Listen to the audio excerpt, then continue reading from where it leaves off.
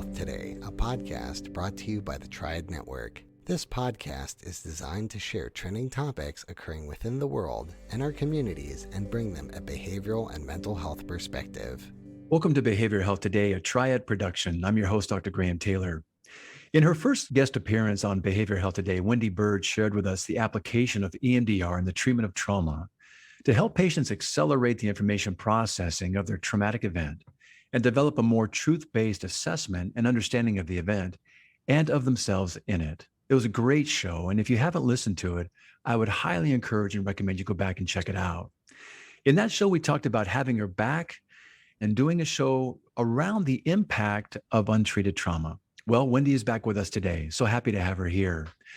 Wendy specializes in working with trauma with the incorporation of EMDR woven into the therapeutic process. Wendy is a licensed professional counselor and a marriage and family therapist. She's got over 15 years experience working with adults, children, couples, and families. She's a certified EMDRIA therapist, an approved consultant, and an EMDR basic training facilitator, and has used EMDR since 2008. She's also the president of the board of directors for EMDR International Association, also referred to as EMDRIA.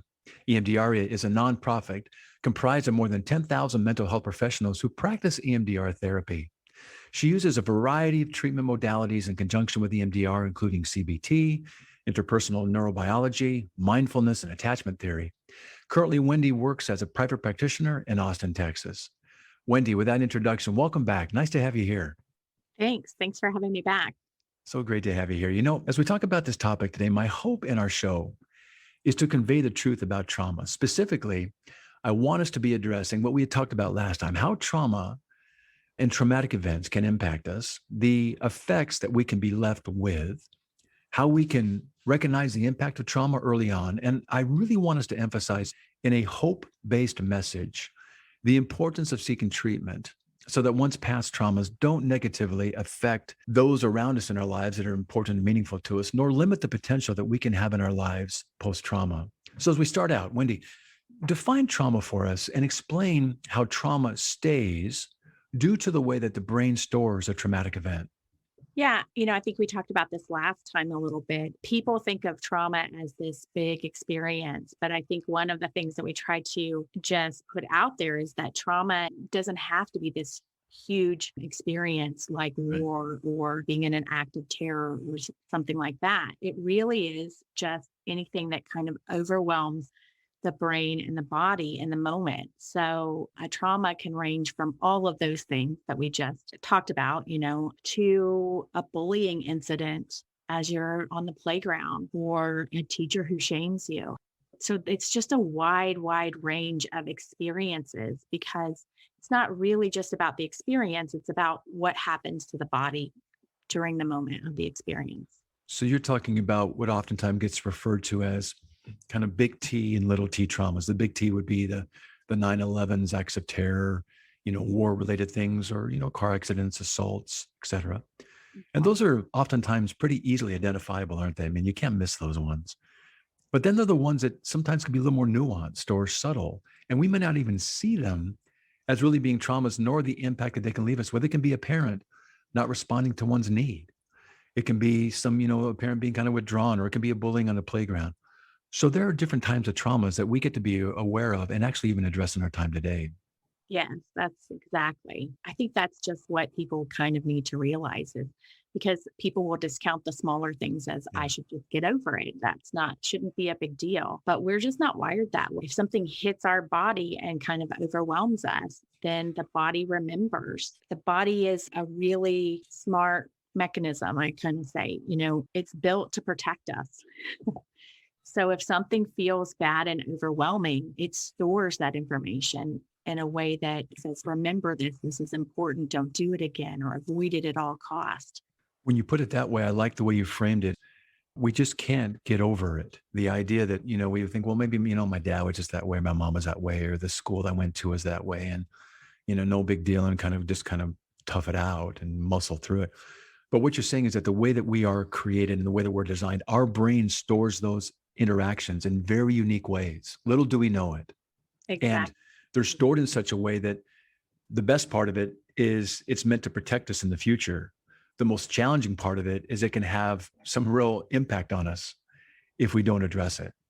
That's right. And the subtle way that it's kind of stored, oftentimes it's not stored necessarily in a cognitive way. It's stored in kind of implicit knowing way. And so it doesn't feel like this thing is having the impact that it's having on us. It doesn't feel like these two things are related.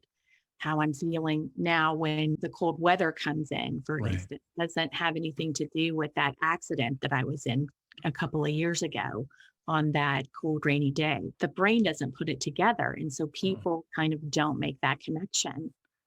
That's an important piece because oftentimes one may not even know that their experience actually qualifies for a trauma. All they know is that after that event, they just went on about their lives. Little do they know that they're finding themselves experiencing the residual effects from the trauma that can manifest in a variety of symptoms that indicate and alert us to the reality that actually a trauma has been experienced. But they don't oftentimes, like you said, pair that together.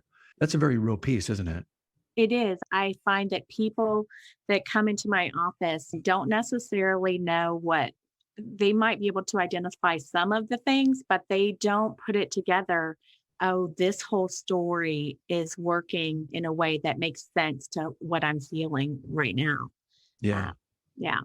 I think part of what we get to do, and I hope we get to do some of that in our time today, in addition to identifying trauma by just naming a variety of incidents that can do it, like you said, the 9/11s, the terror, relational things, we can also help folks recognize that maybe they're experiencing some trauma related effects by talking about the various areas we'll be talking about today. What we do know is that untreated trauma and its symptoms, they don't diminish on their own. They just don't go away with time, or we don't kind of get used to them. They just don't fade.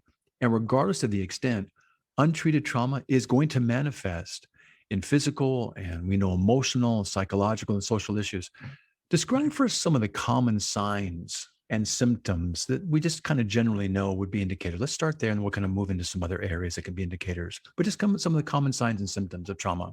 Yeah. I think people kind of think about trauma as PTSD and flashbacks and, nightmares. And anytime I hear a sound, all of a sudden my body's reacting. I'm, diving under the car sort of thing.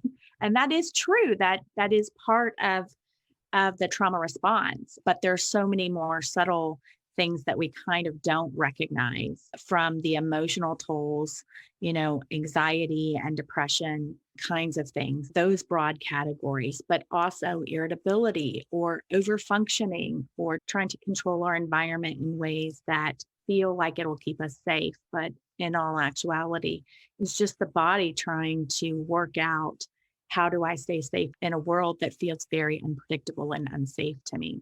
So there's that hypervigilance that shows up in all kinds of ways, and all the defensiveness that we think about, especially if you think about in families and couples, those topics often that couples know are untouchable topics, for instance, that's often related to traumatic experiences earlier in life.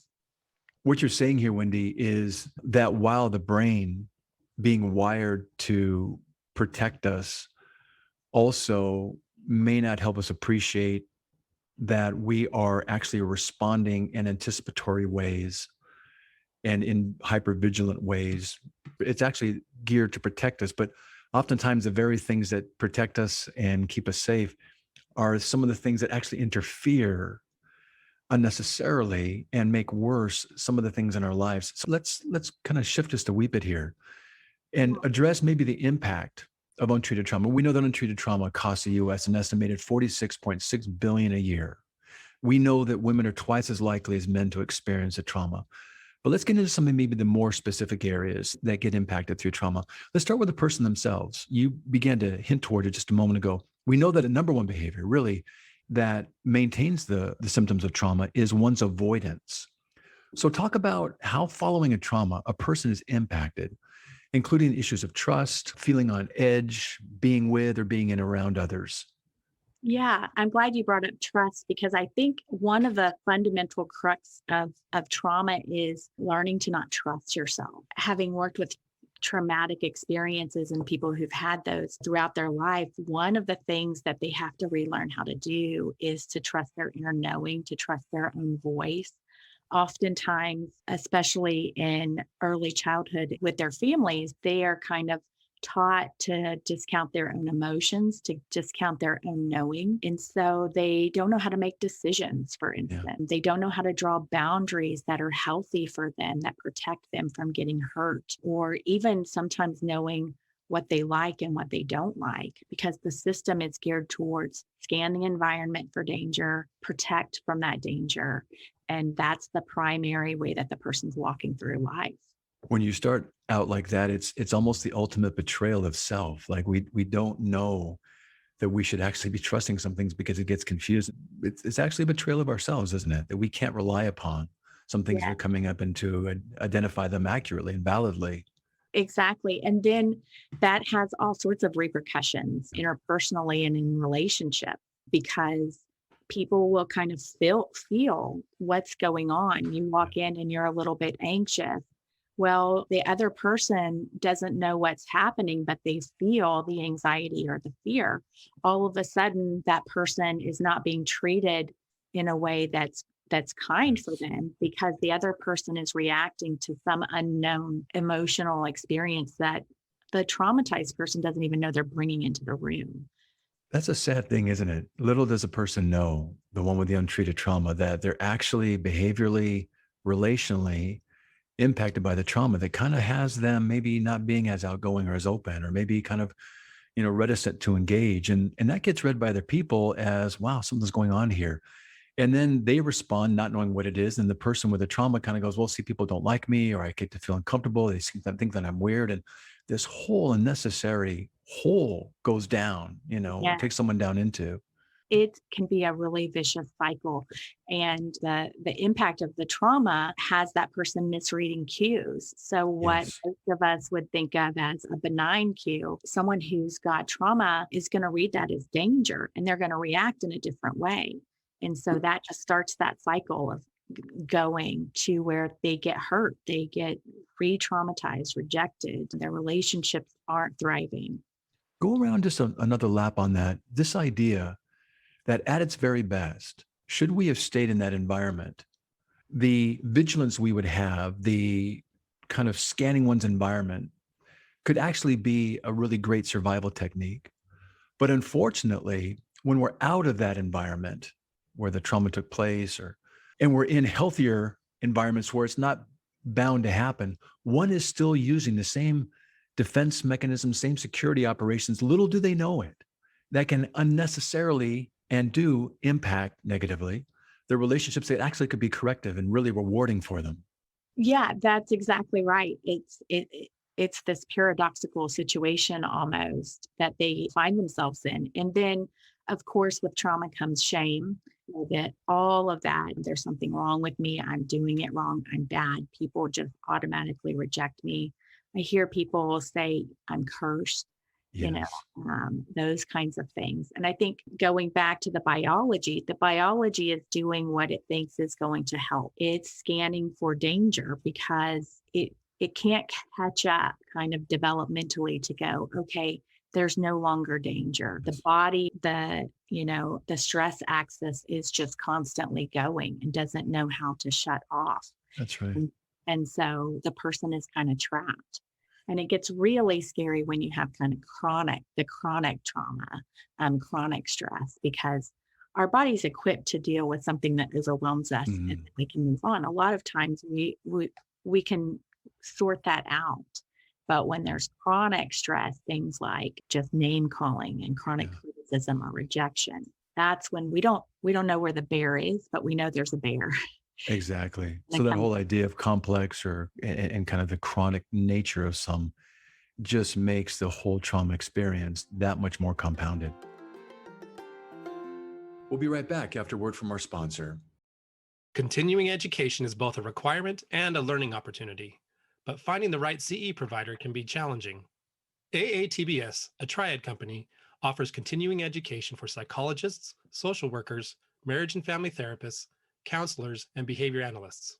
CE courses are available both individually and as part of our new All Access Pass. All Access Pass provides a library of over 250 unique courses. That's more than 800 hours of CEs, with new courses being added every month. As a special offer, Behavioral Health Today listeners can save 15% on CE purchases. Visit us at aatbs.com/BHT and enter promo code BHT15 during checkout. That's aatbs.com/BHT. Check out our library and check off your CE requirements today.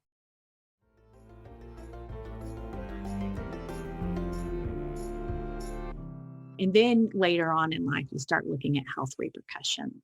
Let's talk about that. So what you're saying there is that our bodies do go through biological changes when under the stress from the trauma. There are biological changes occurring during that traumatic event. And all these things we're talking about, listeners, these are all unconscious. People going through traumas, and if you've gone through a trauma yourself, you may not recognize just how at play a lot of these things are, whether it's one's attitude and some of the things that Wendy's talking about earlier, our irritability, the way we present, those kind of interpersonal things, let alone some of the biological changes that are harder to measure. But Wendy, you're leaning into something here, and I'd like you to say more about it. Our body experiences physiological reactions in response to being triggered, and it affects things like our adrenaline, levels, or our heart. Talk about some of the biological and physiological effects from trauma.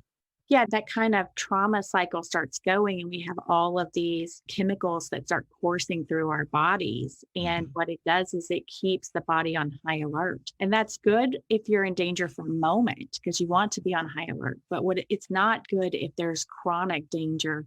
The body doesn't know how to shut that switch off. And over time, it leads to inflammation. It leads to heart problems, gut problems, pain problems. Little kids, for instance, will complain of a stomach ache. A lot of times they don't know how to name the emotion, but if you ask them, how's your tummy? They'll tell you their stomach hurts all the time. Well, that's a clue of, okay, there's some stress in the environment that is having a big impact.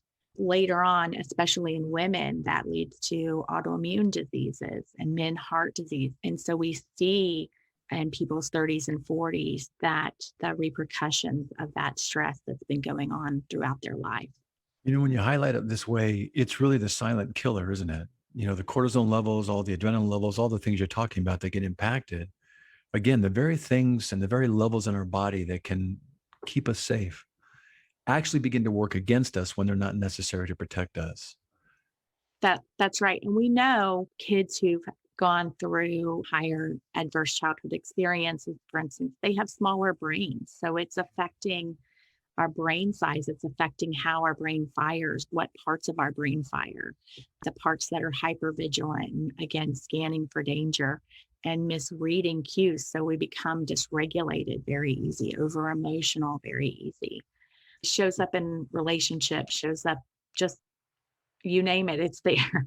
Yeah, I appreciate kind of wetting our whistle here regarding coming up around the interpersonal piece, Yeah. both relationships in the family and maybe even some parenting things. But I so want our listeners to appreciate that, one says, yeah, I went through a trauma, but little do we know how at work trauma continues to play out in our lives. And we may not see it, but it can really have such a profound effect on us, including our healthcare ways.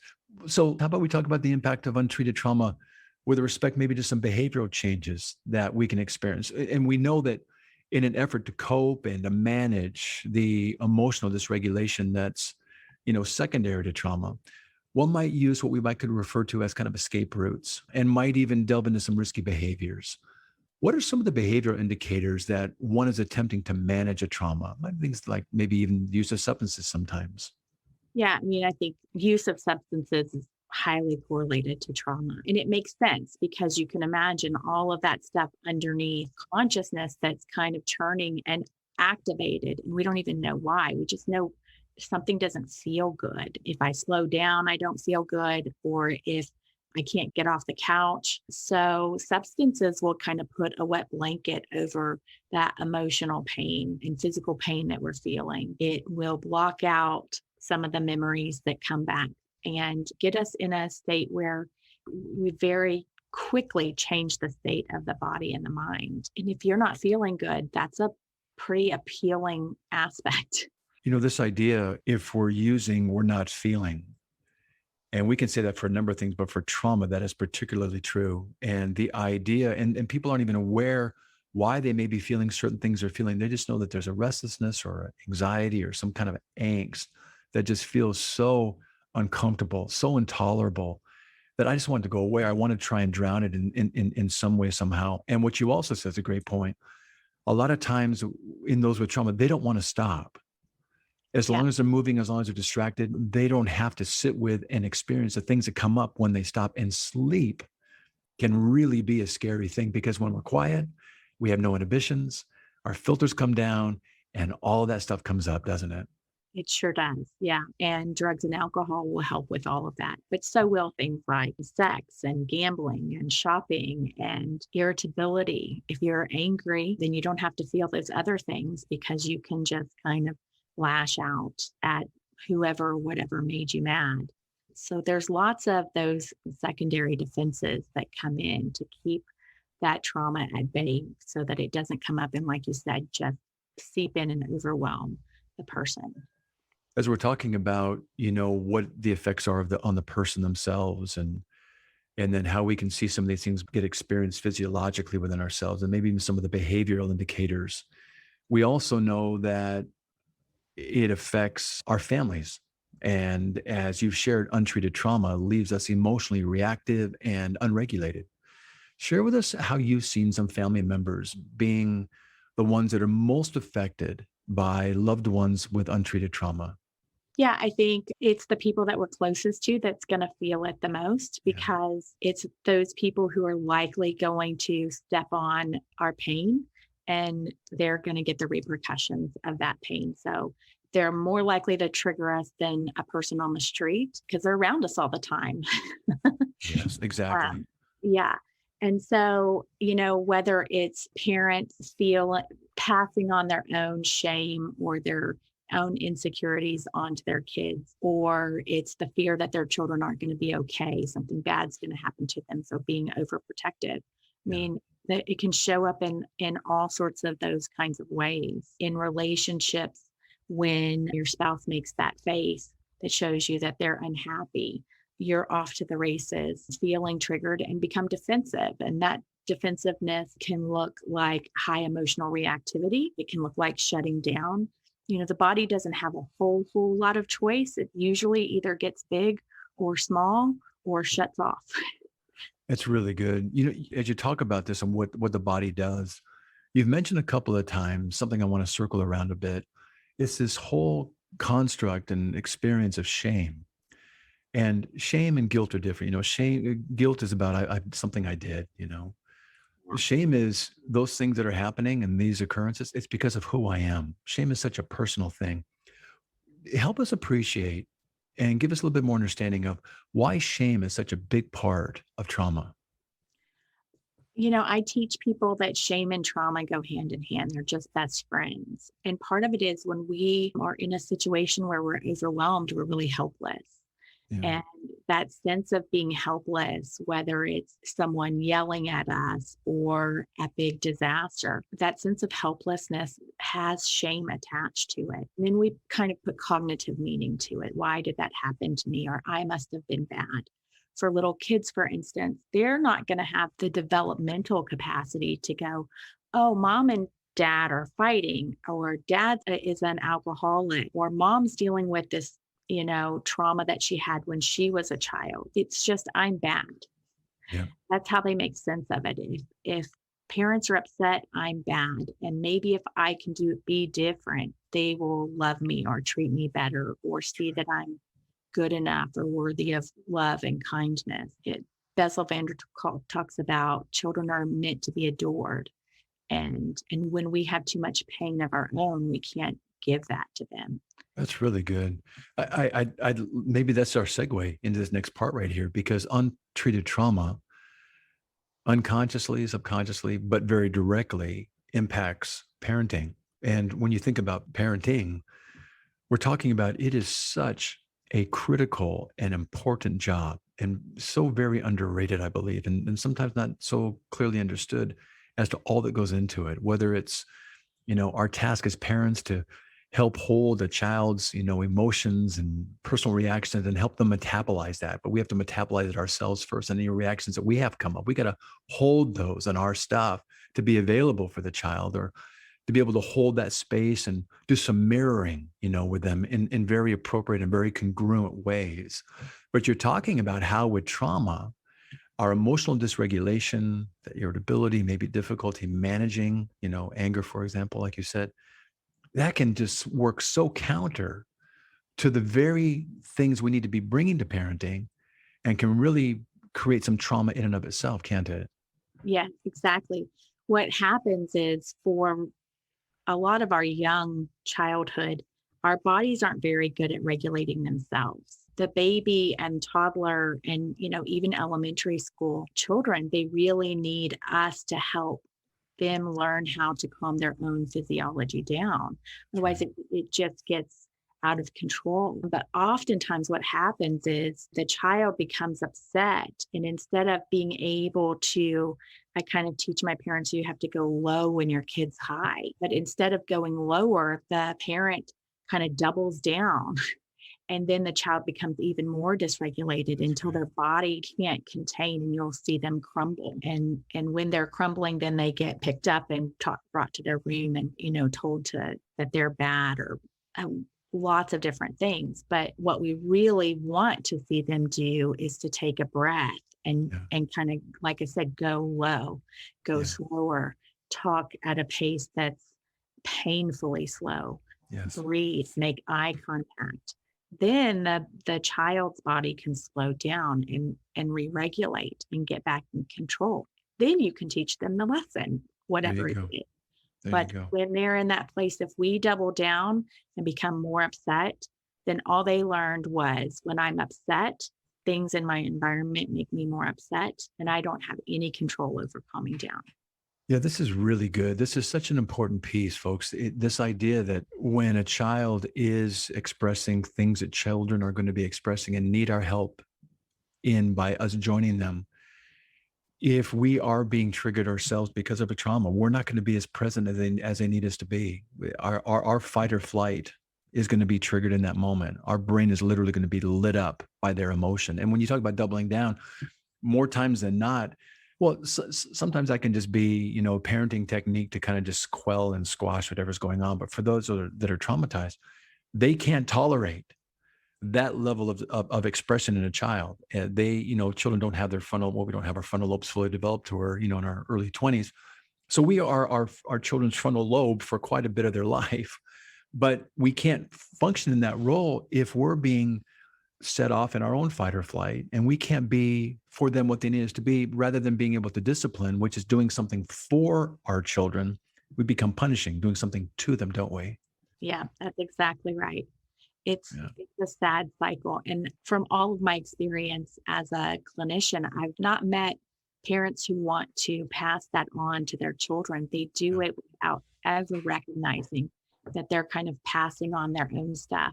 And then if you look back and you get a history generationally, you can just see the long line of however we show up is given to the next generation, unintentionally. And I think causing a lot of pain for parents once they kind of recognize, if they recognize they're doing that, it's very hard to square that away.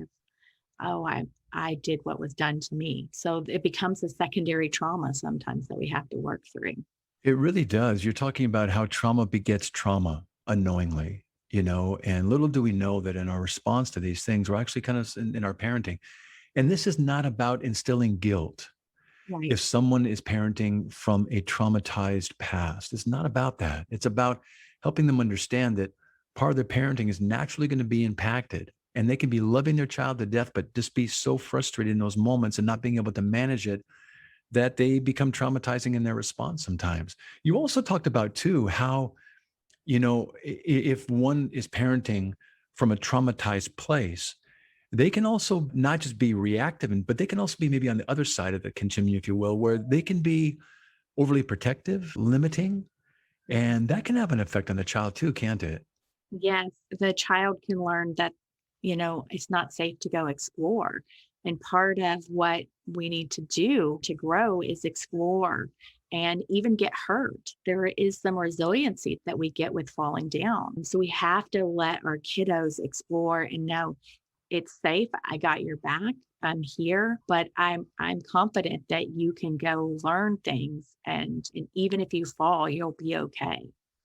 One of the hardest parts about what you're saying right here is that in an attempt to protect so a child doesn't go through what the parent themselves goes through, the parent's anticipating something, it actually limits their ability to develop a necessary resilience and to learn that the world is actually a place that's relatively safe enough, or that they can get through it with the people they've got in their lives, and it doesn't have to be a feared or an avoided place.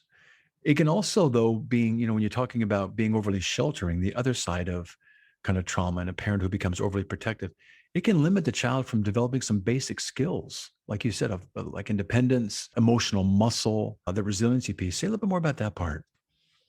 Well, a lot of times, one of two things is going to happen. The parent's going to pass on their own fear and anxiety. And so Right. that's going to live in the child's body. Something's telling me that I should be careful. So I'm not going to take the risk to speak up. I'm not going to raise my Yes. hand. I'm not going to try new things. But also, it can be overwhelming to the child's system. And so the child starts to learn to avoid and shut down Yeah. and kind of go numb, because that parent's overprotective is overwhelming to their body, and the body doesn't know what to do. So it just shuts down. And you can see both happening when the parent's kind of doing that. I think about the parent who is always trying to learn, give the lesson of life, right? And Right. it becomes this lecture, and the child can't take you can't take that kind of intensity at you for so long, so they just dissociate. So they just stare off into space. Well, their brain gets really good at not being present. All of a sudden they dissociate in times where it would be best to be present, because the brain's reading cues of here it comes again, this overwhelming kind of intensity. This really is, isn't it? It's the sequelae of untreated trauma. It's the rippling effect that gets passed on and gets passed on, not intentionally. And oftentimes, the best of intentions, unintentionally, trauma begets trauma. It just impacts unnecessarily, and the child begins to develop things themselves to cope that actually are, like you said, the secondary trauma, if you will, the That's vicarious trauma. mhm. I kind of use the example of, if you're carrying around a lot of unresolved trauma, I don't know how it's going to get passed down. I don't know what that exactly will show up. Maybe it'll be a sock on the floor. Maybe it'll be just trying to learn to ride the bike, all of those little lived experiences. I can't predict the story, but I can predict that it will show up, and we will see the results of it in the child. It will show up, won't it? It's not possibly. It's just a matter of Yeah, when and how. when and how, and what exactly. I was interviewing a guy most recently. He says, we've all got baggage, but the thing is how many bags do you have and what's in your bags? Exactly. Yeah, Yeah. it really is. Well, Wendy, my hope in our show today has been to convey the truth about trauma. Specifically, we wanted to address how traumatic events can impact us and the effects that we can be left with, that you're articulating so very clearly to us, and some of the signs. In addition just to identifying events, we can talk about some of the signs we might see within ourselves, the signs we might see physiologically, the signs we might see behaviorally, the signs that we might see within our family systems, or maybe even in our parenting. And while outlining all that we've done today, we want to emphasize again, folks, the impact of untreated trauma, both to one's life and on the lives of those around us. But in doing so, we don't want to paint a disheartening message, but instead, while we're stressing the severe impact of untreated trauma, in an attempt to encourage getting it addressed, we want to convey a hope-based message. So we so want to encourage the importance of seeking trauma, so one's trauma doesn't negatively affect those in your lives around you, nor limit one's potential in life post-trauma. Wendy, as we begin to kind of wind down for today, I would love if you could help our listeners have some resources that could be available to them. If they're identifying in any way with the things you've shared with us today, or know someone that goes through these things, give us some resources to pursue trauma. Last time we talked about EMDR, I'm an EMDR therapist, so I'm a huge fan. I think, EMDR does a beautiful job of treating trauma, and that gives people a lot of hope. The brain has neuroplasticity, it can Yes. change. And so these things are changeable and very treatable. And we come out on the other side far more resilient than we started off. So EMDRIA is a great place to find an EMDR therapist. There's a directory on the website. It's emdria.org. You can go to the directory there and find an EMDR therapist in your area. I'm also a big fan of trauma-informed yoga and neurofeedback. There are treatments out there that in conjunction with EMDR, I generally go, hey, let's wrap this in a package. We have the EMDR helping how it's stored physiologically, yoga helping the body move through, neurofeedback kind of rehabbing the brain, especially if there's been things like drug and alcohol use. Then we get the whole system kind of working conjunction. So I really like that. We've got a guest coming on our show, a colleague of mine actually here where I practice in Hawaii that does the trauma-informed yoga. And I'm really excited to see how she's weaving that into some of the work, like with what you're doing. How about for our listeners that might want to get in touch with you and understand kind of your role and involvement in this? Can they get in touch with you as well? Absolutely. You can go on my website. It's just wendybyrd.com, WENDYBYRD.com, and contact me through there. I believe I'm in the EMDRIA directory. Yeah, you are. Yeah. I think so. Yeah. As the president, I think so. Yeah. I haven't looked at my profile in a while, but I believe it's still up there. So that's another way to reach out to me personally. Awesome. Well, Wendy, I always love having you. I'm so glad you came back today. Thanks for sharing with us today, the multiple ways that traumas can manifest, untreated traumas can manifest in our lives, and pointing out, the services that one can seek to address trauma in their life. So thanks so much for being with us.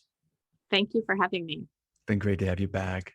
And for those listening, if you have experienced an event in your life that you think might qualify as a trauma, or if you identify with any of the signs and symptoms that Wendy has been covering for us today so thoroughly, consider connecting with a mental health practitioner. You're carrying a pain that you've learned to live with, and you carry it every day. This requires some real strength, more than most can probably even fully appreciate.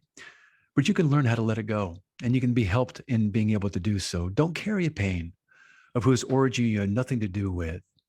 Trauma, as Wendy is saying and encouraging, it's so very treatable, and you deserve to be living the life that you were intended and designed to live without the remnants of a trauma that was never meant to be a part of your life. So please consider that. Take a look at the resources she gave us. You can contact those resources through our site as well and on our page. I just want to thank you for listening to us today and being with Wendy and me. And we will look forward to having you join us next time on Behavioral Health Today. We appreciate all the support from our community. And if you like our show, one of the best ways you can support it is by giving us a 5-star rating and leaving a review.